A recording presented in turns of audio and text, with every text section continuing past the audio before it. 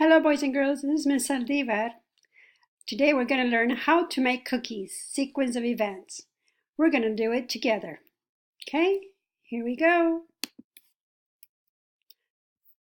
First, I get all the ingredients. That means the flour, the sugar, the butter, and the eggs, and the milk. That's how we're going to make cookies.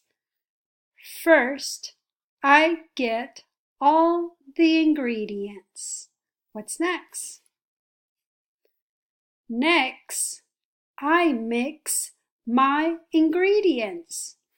I put all the flour, sugar, butter, eggs, the milk, everything I need together in my bowl. That's next. I mix my ingredients. What's next? Then I put the cookies in the oven.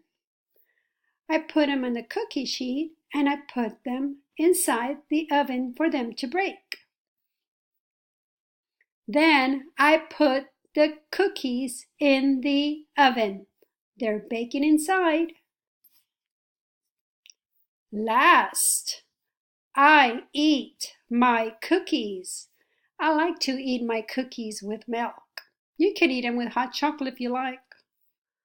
Last, I eat my cookies. Well, we have fun. I'll see you at school.